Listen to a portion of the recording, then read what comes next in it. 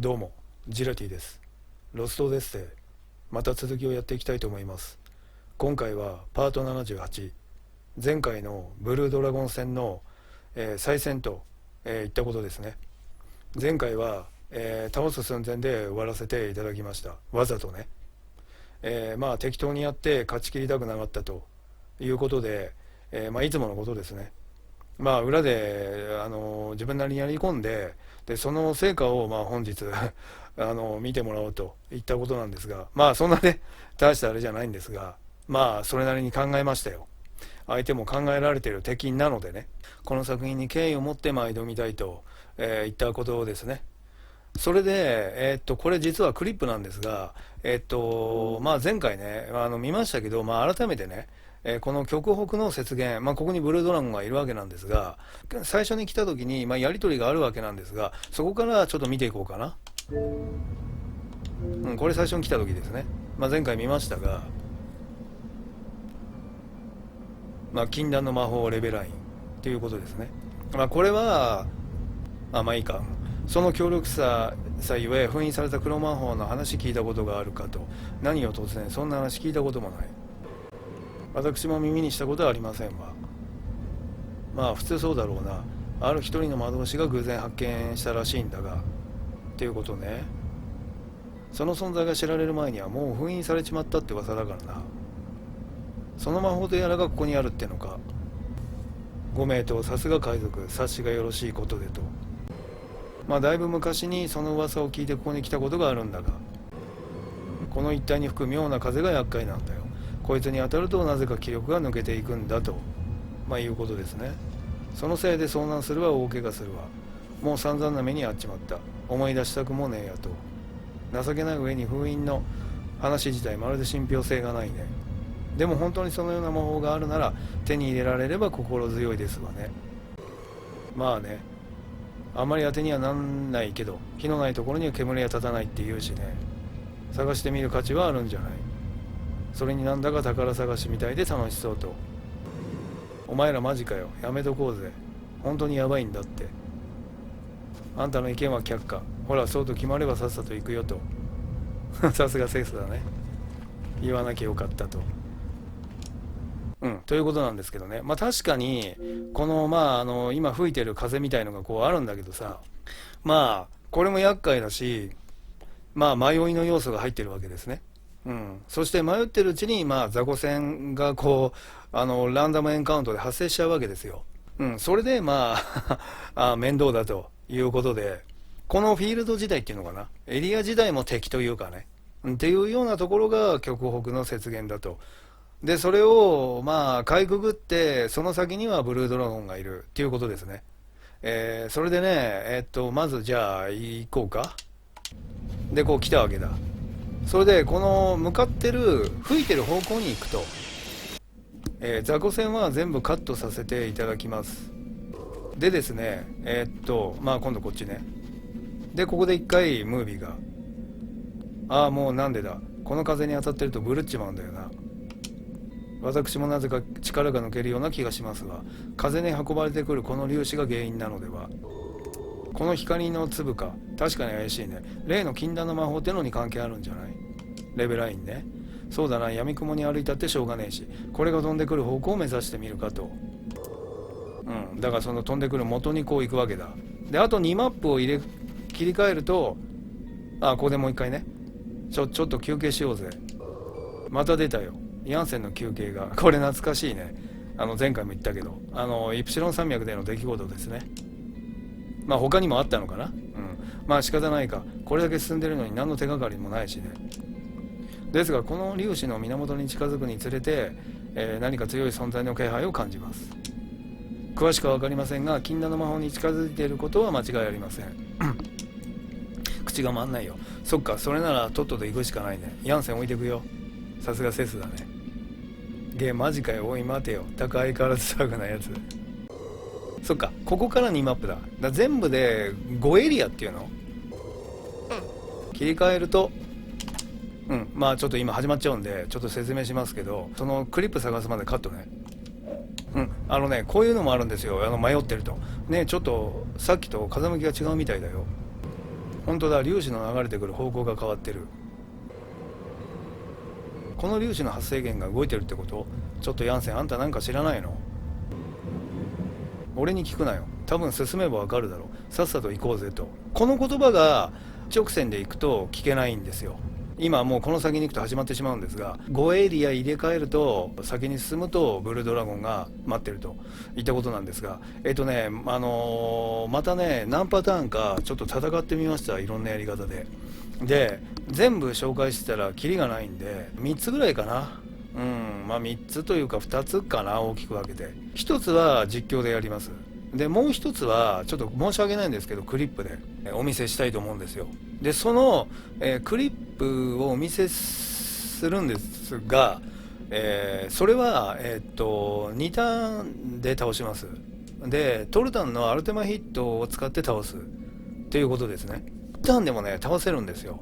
でまあそれちょっとまた後で言いますが、とにかく2ターンでアルテマヒットを使って倒すクリップを今からお見せするんですが、その前に装備ね、どういうので挑んだかっていうと、まずメンバーこれね、ヤンセンは外せないから、まずね、スキルはいいか、こういうね、いいかっていうかセス以外はね、これレベルによって決まっちゃってるんで、こういう感じですよと、これ使ってね、っていうことなんですよ。でこの4つはあんま関係ないよね、戦いとはね。要するにこれが入ってればいいと。それでね、装備なんだけど、まずね、ヤンセンはファスダを使います。ファスダをトルタンにかけます。アルテマヒットは2ターン先になってしまうんで、それを無理やり前倒しにさせたいので、呪術の言いづらいな、相変わらず。呪術のファスダを使う。だから金剛石の呪輪呪は未だに読み方わかんないんだけどさ、それを使うためにこれを入れてる。でそれからアルテマヒットを使う。で相変わらず、ここにね、こういうのを入れられないんだな。MP100 必要なんで、入れられないということなんですよね。でね、これね、前回取ったね、ケロンガクラウンね、前々回か、キングケロンと戦ったやつ。これね、126、本当は90なの、こいつ。90なのよ、本当はね、MP。でね、ここ歩ってると MP が減るっていうところ、そういうエリアなの、ここはね。MP がどんどん減っちゃうのよ。だからそういった意味でもフィールドが敵なんだよね。なので、とにかく100を確保するか、あるいは、例えばこういうのを使って消費 MP ダウンにするかっていうことですね。それから Mac にはコンブレークをかけてもらう、弱体魔法ですね、かけてもらう。であとは攻撃マナーもしないんで、これいらない。別につけたっていいけどさ、いらない。それから、クックには、ジャミングをかけてもらう。なので、黒魔法が使える何かを入れる必要がある。ジャミングを使える何かだったらいいです。それからせずには攻撃をしてもらうっていうことなんですよ。これは今来るまでに敵と会うからめんどくさいからこれを入れてる。別にスキルと組んだって構わない。それでね、これなんだけどさ、これを最初入れてました。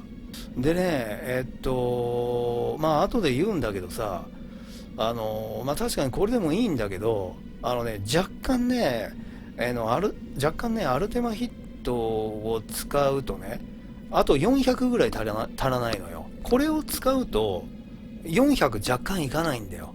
パワードリンクとか飲ませりゃいいんだけど、他にやることがあるのよ。他にやることがあるんで、他のメンバーね。だからこのセスにパワードリンクを放り投げてる暇がないんだ。これの方がいいんだけど、衣装妨害が入ってて。なんだけど、とりあえずこれにしました。これでもなんとかやつの行動順を遅らせることができるので、これにしました。これだとね、600ぐらい入るんだ、やっぱりね。やつの弱点生物なんで。なので、これを入れさせていただきました。また後で説明しますけどね。そんな感じかな。攻撃をして、まずやつの行動順を遅らせる。ノーダメも狙ってるんでね。やつに手出しさせないために。っていう感じね。で、2ターン目にもトルタンのアルテマヒットで倒せるので、他はもう全部防御。2ターン目は誰かに、パワードリンクをトルタンに投げてもらう。後の人間は防御っていうことですね。だからセスの一撃、トルタンの一撃で倒すっていうことですね。さて、だから前キングケロの時も言ったけど、なんていうのかな、ここにこれを入れられればね最高なんだけどね、入れられないのよ。どうしてもね100使ってこれ使っても75使うんだよね、アルティマヒットね。だから MP が100になればこれを使えるっていうことですね。まあいずれそういう日も来るかな。さてと、じゃあ、ちょっとねバーって説明しちゃったけど、ちょっと見ていこうか。まあどんどん MP が減っちゃってんだ。じゃあそれ探すまでカットね。さてこれなんですが、こういう感じね。まずファスだね。9350、8900ぐらいにしかならないんだ、アルテマヒットが。だから400ぐらい足んないんだよ。で生物ね、まあ後でもまた見ますが、ファスダを今トルタンに、でトルタンはアルテマヒット、そしてコンブレイク、そしてジャミング。ごめん、さっき言ったっけ。そう、ジャミングね。ジャミングをかけるっていうのは保険です。今バイオに変えましたね。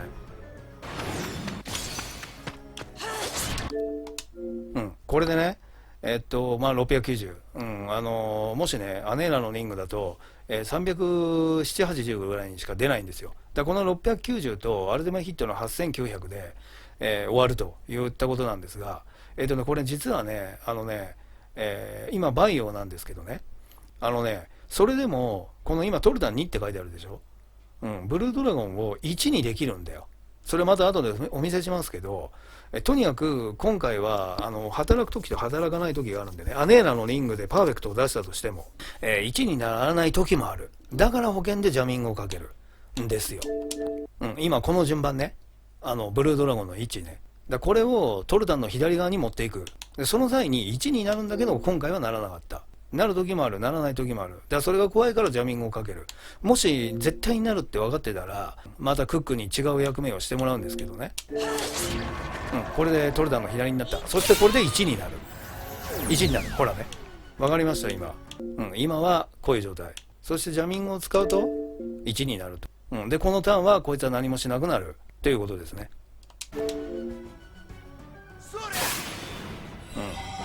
ファスダを持ってきて2から1にする。2から1にするっていうか、次のターンも早く動けるんでね、トルタンは。で今コンブレイクね。そしてパワードリンクを投げる、トルタンに。まあ誰が投げたっていいんだけど、あと全員防御ね。これジャミングかけてないとブルードラゴンはこの位置にいませんからね。技によってちょっと違うんだけど、相手が使う技によって、これ音絞られちゃうんだね。王家の伝承なんとかなんとかって言うんだよね。で8900か8400、その2種類しか見たことない。でこれで終わりと。まあもういいか。というのがまあノーダメで取れたということですね。もう一回投資で見てみようか。生物ね、総流眼ってやつだね。それ後で見てみましょうね。コンブレイクも今回は楽ですね、属性がないから。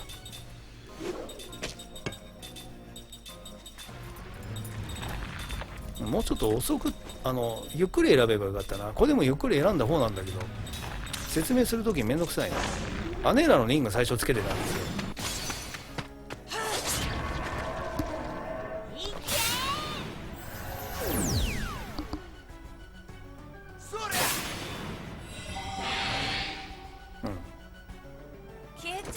まあ今のファスナーを使わなければ、相手の攻撃も受けることになってしまうのでね。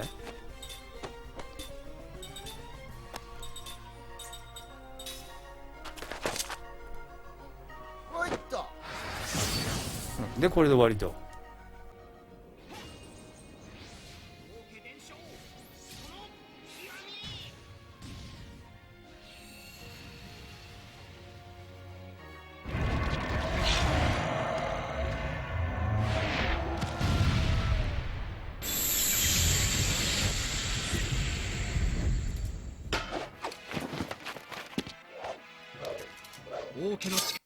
あとはね、こういうのもあったんですよ。ちょっとねセスが見たいんだ。これ同じか。これねアネーラのリングを使ってパーフェクトを出したのに1になってないんですよ。そっか、そういうことで取っといたんだ。だからアネーラのリングっていうか栄唱妨害レベル3ね、それも完璧じゃないんだな。でこれねまだ考察途中だったんで、パワードリンクをさらにせずに投げてるんだよね。で今ネイナルのリングからバイオに変えた。これ危ないですね、位置ね。ブルードラゴンの位置だけどセスが攻撃することによって後回しにさせたということですね。だからノーダメが可能になった。もういいか、これで倒しちゃうから。ということと、あともう一つ、ちょっとじゃあ探すまでカットね。はい、これはちょっと見せたいのは、まあネーラのリングっていうか炎症妨害レベル3で、こうやって1にできたっていうことをお見せしたかったのが、ほら1にね。で今345、これしか入んないのよ。これしか入んないの。だからクックにまあね、まあこういう風になるって分かってれば、さっき言ったようにクックにパワードリンクをセスに投げてもらうって手もあるんだけどね。そうすればほら、早く動けるから、アイテムの方が早いからね連続アイテム以外はいくらセスでも。そしたらパワードリンクの恩恵を受けたままネーダのリングで攻撃できるんで、これね、じゃあね、例えば皆無に変えたらいいんじゃないかって言ってやったんだけど、やっぱダメね。そんなに変わんない。次のトルダンの8900を叩き込んでも倒すほどの残りのダメージ量じゃないのよ。でしかもこれセスにした理由はセスが早いから。皆無だとどうしてもブルードラゴンの後になってしまう確率も高くなってしまうんだよね。でね、どっちにしてもセスでも最初に攻撃できない時があります。それまた今お見せしますけど、クリップで。まあこんなような感じのね、いろいろ考察をしてましたよってことを言いたかった。それでね、あとじゃあもうちょっと探すまでカットね。でね、今ね、まあこういうことよ。これ1ターン目なんだけど、まずね、こいつのまず攻撃なんだけど、特徴的なことはね、まず前回も初見で戦った時、思いっきり食らいましたが、ペルソナみたいにデスを使います。ただペルソナの時と違って、こいつはですね、2連続魔法を使ってきます。まずですね、このパーティケスとフォーセスのセットを使ってくるのと、まあそれを見ようか。これは4属性のいずれかの、属性の全体魔法攻撃ということですね。そしてフォース2連続なんですよ。まあ今たまたまこれ防いでますけどね。ということを紹介したかった。それから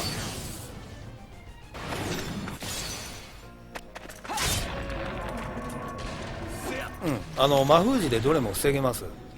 でこれね、ですね、これ1ターン目ね。でです、まあ魔封じで防げるんでね。このね、特徴的なのはね、1ターン目にデスが来るときには絶対にパーティケスです。デスとパーティケスのコンビで飛んできます。1ターン目に使う場合には。で、1ターン目以外にデスを使うときがあります。その時は、違うパターンです。違うコンビで飛んできます。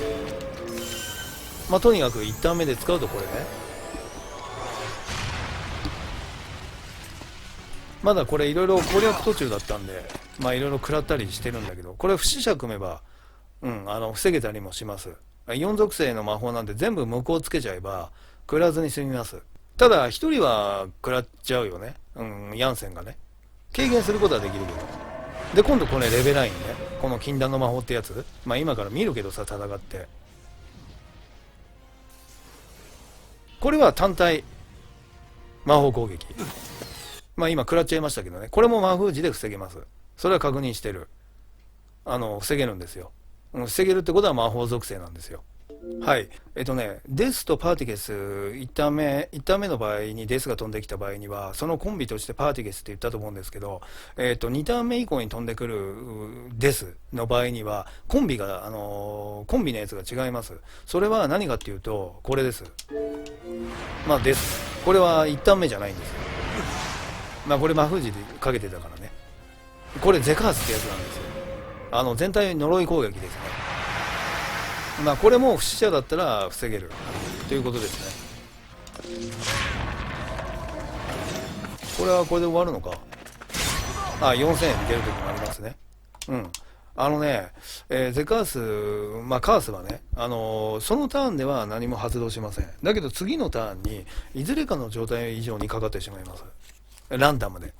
うん、だから呪いよけの札とか後でつけて戦ったりも実況でしますけど、食らいそうになった場合にはね、ということですね。まあそんなことをやってました。でね、このエリアに出てくる雑魚戦なんだけど、それは、またまとめて、ちょっとね、申し訳ないんだけど、まだね、これ今パート78なんだけど、パート77の編集も終わってないのよ。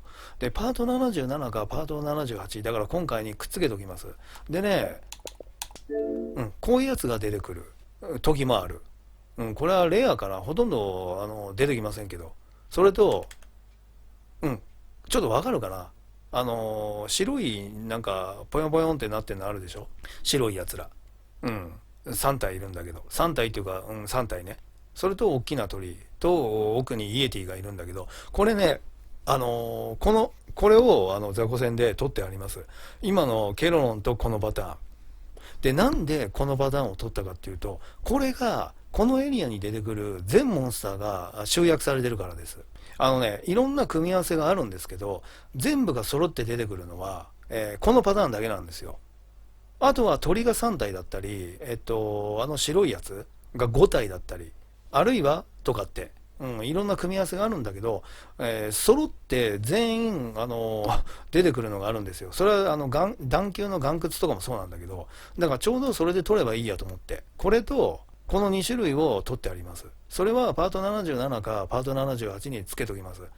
もしパート77につけたんだとしたらもうこの話は無駄なんだけどさ。まあそんな感じかな。もしあれだったら、もし見てない方がいたら、まあ見てください。一応戦い方としては、ただ戦うんじゃなくて、いつも雑魚戦のまとめをやってる時には、まあ盗みながら戦う。まあっていうことを、主眼に置いて戦っているんですよ。どうせならね。まあもしね、興味があれば見ていただきたいなと思います。それでもね、何回もやり直して、まあまずこいつに出会わなきゃしょうがないから、この組み合わせに。まあいろいろ苦労はしたんですよ。それなりにね。ということですね。じゃあ、今から実際に、戦っていくんですが、今この組み合わせじゃないのよ。次から戦うのは。なので、ちょっと、組み替えるまでカットね。はい、組み替えました。このメンバーでいきます。通常者のみっていうことですね。なんでさっきの、アルデマヒットを使ったので、そのままやらないんだって感じなんだけど、まあ、つまらないのでね、まあ、できれば、まあ、相手の攻撃を防ぎつつ、勝ち切りたいと、まあ、いろんな思いがあってこれにしました。まあ、もちろんね不死者をねふんだんに入れた方がいいに決まってるんだけどっていう感じね。まあ楽しみたいじゃないですか。まあそういった理由ですね。でね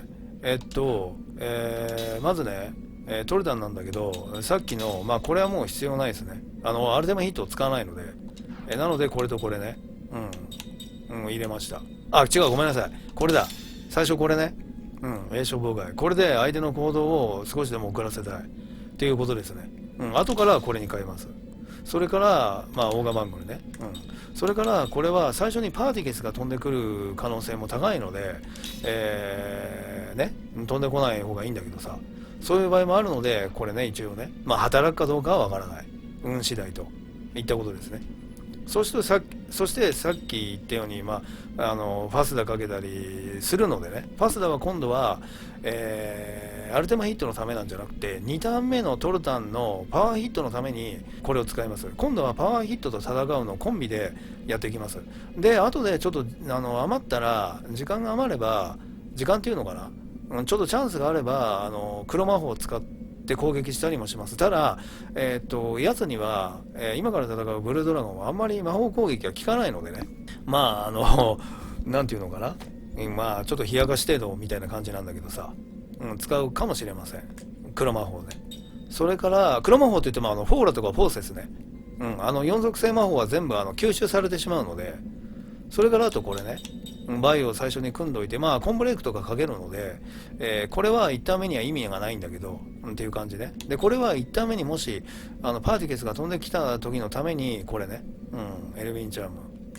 それから、まあ本当はエルヴィン・チャームでもいいんだけど、防ぎたいんだけど、まあどっちにしても、クックの HP でも光栄なんでね、一発で死なないので、まあいいでしょうと。まあとにかくジャミングをかけたいから、トルタンが外した時のことを考えて、保険としてジャミングをかけときたいので、黒魔法が使えないので、これね。それからこれも攻撃するチャンスは1回ぐらいしかないんだけど、そんなにターン数かけないで勝てるのでね、まあ、その時のためにこの生物キラーが入ってるものを入れました。まあこれはトルタン用で、それからこれも最初にパーティケスが飛んできた時のためですね。でもしデスが飛んできた時は必ずゼカーズが飛んでくるので、まあ1ターン目にデスが飛んでこなければだけど、その時のために全員ですね、これを後で入れ替えます。これね、本当はもうちょっとあればいいんだけどさ、3つしかないんだよね。ちょっと買い忘れたんで、まあしょうがない。3人分つけようかな。まあ本当は、トルタはもうつけられないから、攻撃するから。だからあともう1個あれば4人ね、防げるけどね。ただですね、なんていうのかな。デスが飛んでくるた時には、もうそのターンで倒せるのでね。さっき言ったみたいに次のターンでいずれかの状態以上にかかってしまうわけですよ、呪いというのは。なのでね、かかってもそのターン内で倒せればまあ問題ないといったことですね。さてと、じゃあこのメンバーでまあこういう感じね、まあ行きたいと思います。あとはその時にまた言おうかな。セドなんだけどさ、今度は魔封じを使います。デスっていうか、まあ他の魔法攻撃もそうなんだけど、まあ特にデスだけどさ、魔封じ、デスは魔封じでしか防げないので、不死者だろうがなんだろうが。で、魔封じをまあ使います。最初にね。だから最初の攻撃っていうのはちょっと威力が弱まってしまいますが、トルタンは。ダセスのさっきの400とか600とか、ぐらいだっけとかは、まあダメージはあんまり関係ない。とにかく行動順を遅らせたいから。のために最初攻撃するってことですね。さて、じゃあ行こうか。ちょっと説明が長くなっちゃって申し訳なかったんですけどね、相変わらず下手なんで。禁断の魔法を守る凶暴なるドラゴン、噂は本当だったか、こいつが首謀者だ。ちょっとヤンセン、こんなヤバいやつがいるなんて聞いてないよ。まあ前回も言いましたけどね。だから最初にちゃんと言ったろ、本当にヤバいぞって。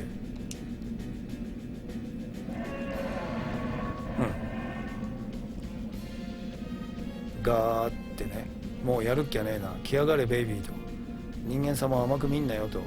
この画角ってさ、聖獣戦の時のホーリービーストね、聖獣戦の時のミンの画角と一緒ですね。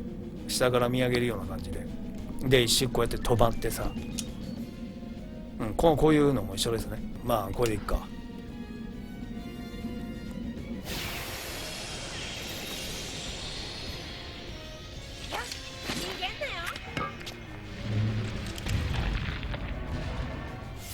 はい、ということで、じゃあまあこれだけ見ておこうか。まあ後でちょっとまた見るかもしれないけど、まあこういう感じね。9350のこういう感じ。今回はコンブレイク楽ですね。一つがなしなんで。総流感ね、これ後で見てみましょうか。まあまずは勝ってからっていうことですね。さて、ここで一旦ですね、録画ボタンをオフにさせていただきます。またすぐオンにしますけどね。なんかグダグダになったりうまくいかなかったりすると困るので、一旦ここで切らせていただいて、また戦いからやり直そうかな。なんでかっていうとね、裏でやってる時もそうだったんだけど、よく外すんだ。トルタンとか特に外すっていうのはミスってこと。何の攻撃でもそうなんだけど、パワーヒットでも戦うでもスカッとか言ってさミスになっちゃうのよ。そうするともうガタガタになってしまうので、まあそれもそういう戦いもまあいいよ、苦労しながら戦うのもまあいいんだけど、まあそれは初見の時前回戦ってるんでね、まあそれはそれとして、まあ、今回は裏でいろいろやり込んだんでね、まあ、あんまグダグダだと困るじゃないですか。というわけで、ちょっとつながりがね、このね、なんていうのかなちょっとした音楽のつながりとかおかしくなってしまうかもしれませんが、うまくいかなかった場合はですけど、ここで一旦、録画ボタンをオフにさせていただきます。でまたここから、実況を開始しようかな。じゃあまあ一旦オフ。はい、テイク3です。1回目2回目ともなんと2連続で攻撃外しやがって、もう全くその後ガタガタになってしまいました。じゃあやっていこう。同じことを喋るの3回目。もう頼むよ。まず戦うをやるんだけど、これね、このアネーナの任務、これで奴の行動を少しでも遅らせたいということですね。最悪だから一番後ろに持っていくか、理想はもちろん1にさせたいんだけど、次のターンにさせたいんだけど、最悪一番後ろに持ってきたい。でクックが後でジャミングをかけるから、次のターンになる。ただね、これでもそれが可能なんですよ。なんだけどちょっと心配なんでこれ、威力は今はどうでもいい。威力のこと考えるんだったらこれですね。というわけで戦う。そして、ヤンセンは最初にパーティケスが飛んでくるかもしれないんで、まあこういうのを入れたりで、あと、ファスダを使いたいんでこれ、ということですね。ファスダをだからトルタに使いたいんですよ。次の、パワーヒットのために、パワーヒット遅いんでね、スキルなんで。でクックマックはコンブレイクをかける。最初の魔法攻撃に備えてこれで、あとこれは次のターンからのことですね。このバイオはね。でコンブレイクね。で今回は属性がないので生物に 100% 働くということですね。生物ダメージアップが絶対に働く。でこいつちなみに9350で、こんな感じね。総流眼、何者かまだ分かりませんね。後で見てみましょう。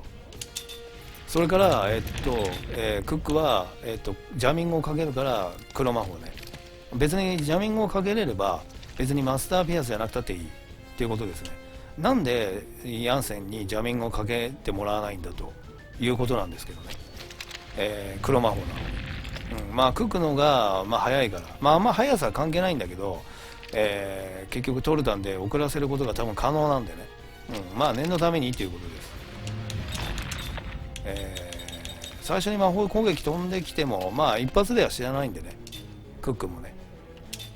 それからこれは魔法攻撃に備えて、これ本当はパワードリンクとか投げたいんだけど、これね。でこれは攻撃することは1回あるかないかなんだけど、そのためにこれ今は関係ない。でこれはパーティケスのため、1ターン目に飛んでくるパーティケスのためですね。なんだ、魔封じね。できればデスを防いでほしい。デスは、不死者だろうが誰だろうがもう魔封じ以外では絶対に防げないので。これパーティケスだな。このままもういっちゃうか。ノーダメは他動画くっつけておきます。取ってあるんで。これもいいでしょう。できればね、こういうのも取っておきたい。これでだいぶ防いでるはずなんです。でフォーセスが必ず飛んでくる。前衛にね。でこれで大丈夫。よし、もうこれ意味なくなっちゃってね、仕方ない。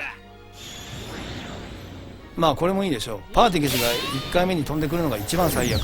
一番最悪なの見せれてよかったね、逆にね。威力のこと考えたらバイオの方がいいんだけど、なんでこれにねしてるかの理由はもう一つあって、HP 吸収なんですよ。ごめんなさい、 HP も MP もそうなんだけど、今のでMP がゼロになっちゃったのね。ただ、そのリングの効果によって MP がまた復活する。それも狙ってるんですよ。なぜならパワーヒットを使うためにこれをゼロにされちゃたまんないからさ、誰かがなんていうの、アイテムで回復させてあげなきゃいけないじゃないですか。でこのゲームはそれを見込んでパワーヒットって選べないのね。だからこういう風になっちゃうのよ、グレー表示に。だからさらに次の、ターンになってしまうんで、そういった意味でも MP 吸収は必要ですね。特に MP ね。さてと、これで魔封じゃかけたんで、次パーティケスじゃなくて多分デスが飛んでくるかレベラインが飛んでくるんだけど、多分デスかな。パーヒットね。でファスダーかけてるか。そうだな、先にパーティゲスが飛んできちゃうといろいろことがいろいろ変わっちゃうんだけどさ、まあスローのが、まあロードのがいいかな。まあ防げるからいいか。デスが飛んできても魔封じが働くから。まあ次のデスはデスとゼカースのコンビで絶対来るけどね。だったらノロードのがいいか。これは違う違う違う違う違う、もういいんだよ。もういいから変えなきゃ。危ない危ない。いやテイク3だからちょっとあれ焦っちゃってるよ。次パーティゲスが飛んでこないから絶対に。パワーバンクでね。でこれね、まだ攻撃、でこれでパワードリンク、そっか、デスが飛んでくるのか。そっか、ゼカースが飛んでくるんだな、その後。そしたら一応ノロードをかけるの。まさかレベル9飛んでこないよ多分だ。じゃあ多分レベル9じゃないと思うんだよな。どうかな。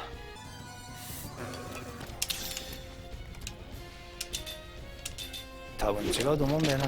まあ念のためにこれつけとこうか。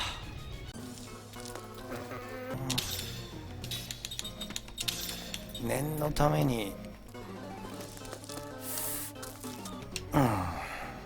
威力は減ってしまったが仕方ないな。呪いよけもう1個買っとけばよかったですね。4個あればつけれたな、セドも。まあ仕方ない。でこれをマック、これつけれないな、もうしょうがないな。しょうがないな。パワーバングル外れてんのか。これつけとこう。じゃあまあ誰がつけてもまあ1個しかないからな。何するかって言ったら、トルダーにこのいつものパワードリンクとケロナミン Z のコンビ、一番最後がレベル9だな。参ったな。トルダーに飛んできたら死んじゃうかな。ちょっと待てよ、レベル9か。多分これでオッケー、よしオッケー、よしオッケー、1にさせることができた。これがね、もう連続で外しちゃったの。とにかく攻撃が。さて次はどうかな。グッドかもしれないからパワーヒットの方がいいんだよ。それからこれあとどんぐらい。もういけんな。じゃあ一気に将軍出るか。次は絶対にデスだな。ってことは次絶対デスだ。ってことはこれでいいや。そうだな。じゃあ念のですか。もう何やっても防げないんだよ。あれ魔封じで、そうか、ごめんなさい、デスじゃないや。今一旦先回しにしたんだからまだレベル9か。じゃあ魔封じで防げんだ。魔封じで防げるわ。じゃあそうか、魔封じで防げるからこれにしよう。こうすると今度そうか、クックがフォーセスが使えないのか。じゃあフォーセスお返し、まあ500ぐらいしかいかないんですけどね。こいつは魔法があまり効かないんで。それからこれはもういいや。でパワーバングル、そしてパワーヒットね。そのためには次はレベル9だよな。レベル9じゃない、デスだよな。じゃあこれでいいな。なんだ、レベル9だからっていうか魔封じで防げるからね。ちょっと考えて分かんなくなっちゃった。もうパワードリンクはかかってんだよな。だよな。じゃあ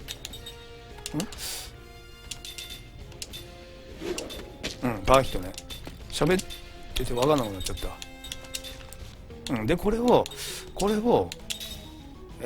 一応アネーラのリングにしても次反応しないんだな。確か3500出てあと1000いくつか。ちょっとどうかな。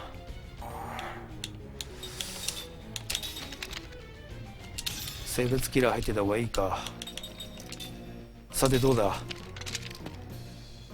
やばい、マックが後だな。これで後回しに。よし、あ、できなかった。ダメだな、これじゃ倒せないか。あ、ギリギリダメだった。あ、ですだ。あ、そうかそうか、防げるんだよ。だからでこれでゼカースが飛んでくる。ごめんなさい、なんかパニックっちゃって。でこれがトルダンとセドがかかっちゃうんですね。でも関係ない、もうこれで終わった。 OK、 よし、じゃあ見るか。やっとだよ。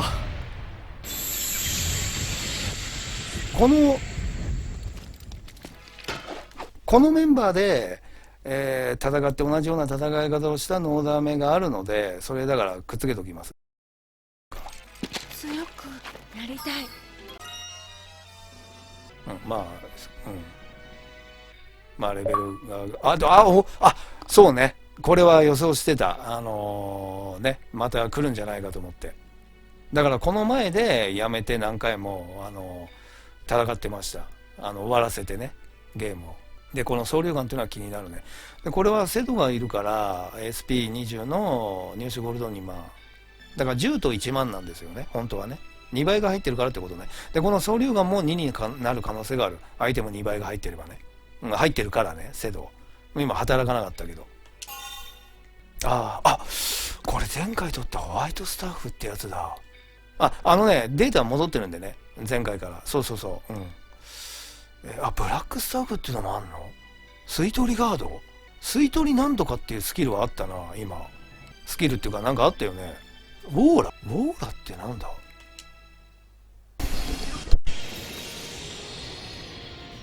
まだ準備だ。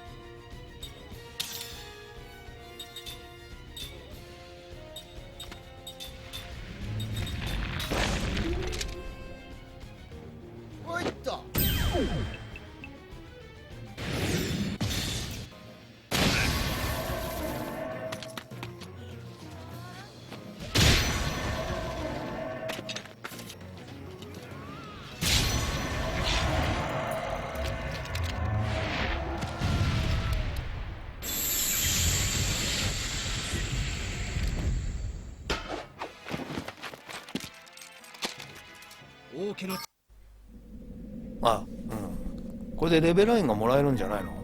あ、やっぱり。なるほど。キングケロロの時みたいにね、それがあったから多分そうだろうなと。ただこれが何者か今見てみますよ。これがレベルライン、伝説の黒魔法か。よし、早速街に売りに行こうぜ。嘘だろ？売るわけないでしょ。何言ってんのよあんた。これは没収。そんなのってありかよ。教えたの俺だぜ。みんな早く暖かい場所に戻るよ。こんなとこに長居したら風邪ひいちゃうよ。だって売って誰かが使ったらどうすんだよ。そもそもさ。はいキャプテンって無視かよ。おい置き去りにすんなっつうの。おい。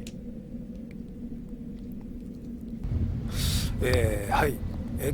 さっき終わってやり取り見ていただいたと思うんですけど、またその報酬の見るの忘れちゃったんだよね。でそのまま終わって出てきちゃったんだよね。だからちょっともう一回撮ってるんだけどさ、そしたらさまたさ聖獣戦、それからキングケロロン戦の時みたいにここに戻ってきたんだよ。別にここに戻ってこなくてもよかったんだけどって思いながらさ、そしたらまたなんかこんなこと始まっちゃったんだよ。来てみてよかった。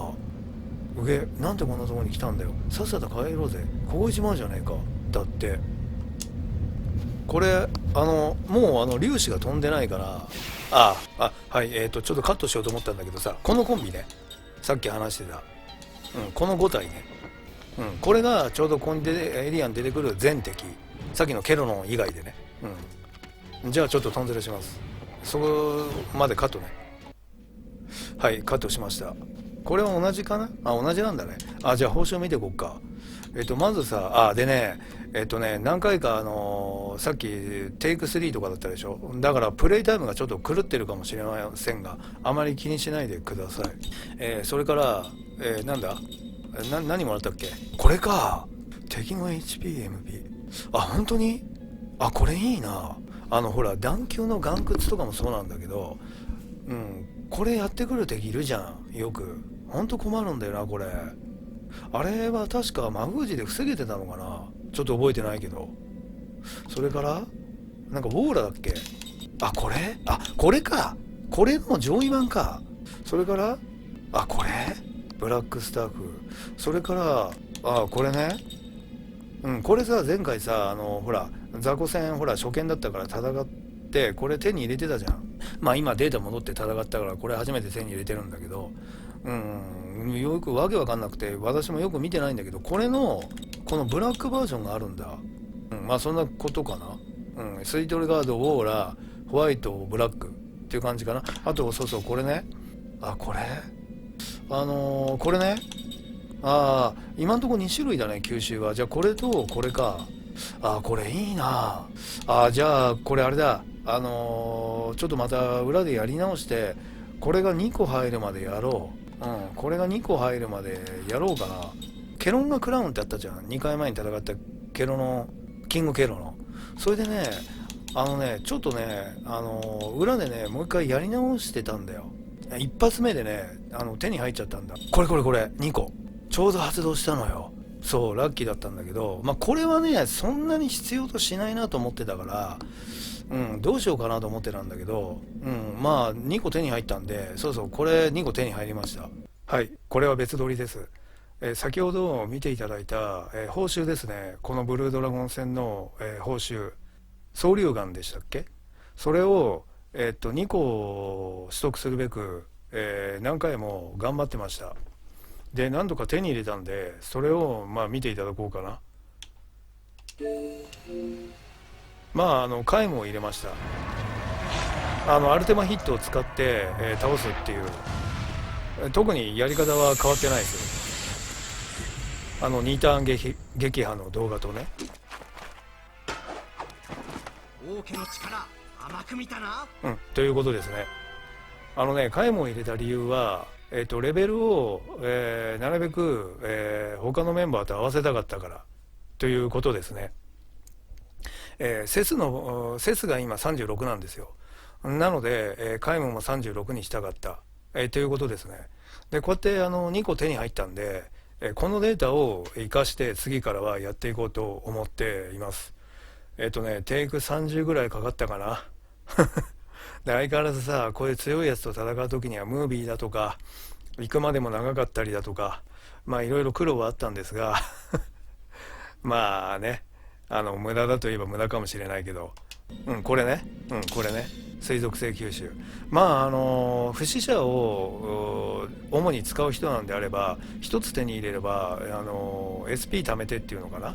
覚えさせれば別に問題ないことなんですが、ただ私の場合、通常車、まあ今回もそうですけど、通常車を使ってやることもあるので、そういった時にね、2個あった方がいいなって思うんですよ。まあ他のもそうだけど。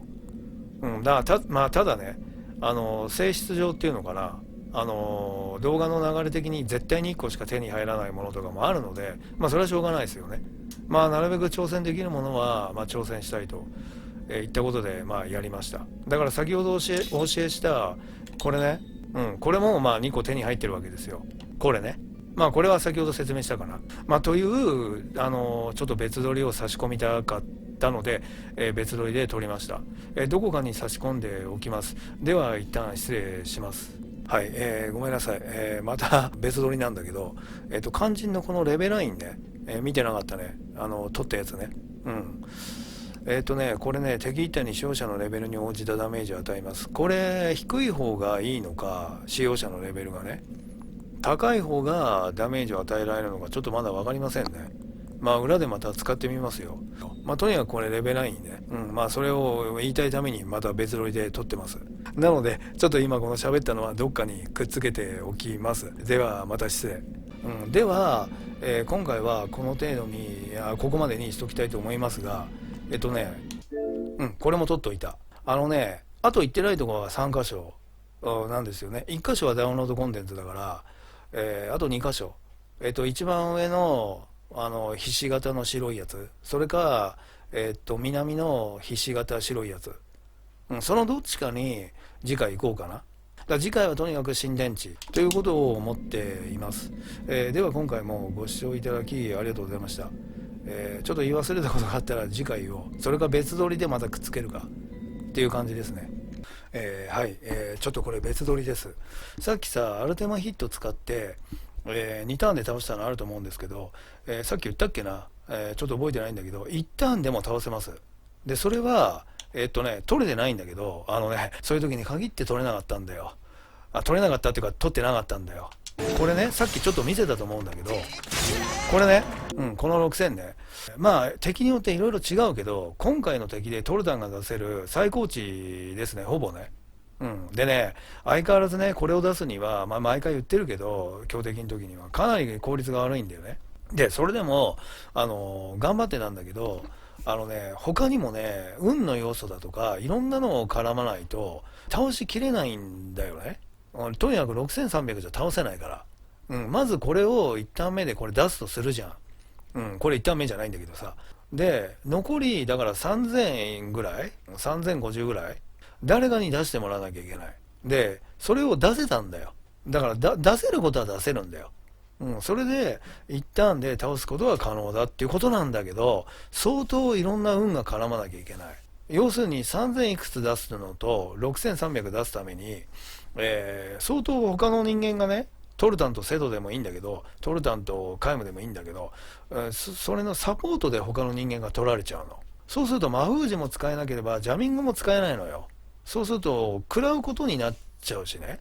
元より先にパーティケスが飛んでくるとまたガタガタになっちゃうし、それを全てそのハードルを難関を、乗り越えてね、第一関門第二関門っていうのかな全ての関門を乗り越えてうまくいったんだけど取れてなかった。でね、すぐクリップ押せばいいじゃないかって確かに押したのよ。だけど途中からなんだよ。なぜかっていうと、ものすごいまだ攻略考察途中だったから、いろんなね、その一旦目で装備のね、いろいろね考えてて3分過ぎちゃってたんだよね、はるかに。一旦で劇ができたんだけど、その一旦ですら3分以上かかっちゃってたんだよね。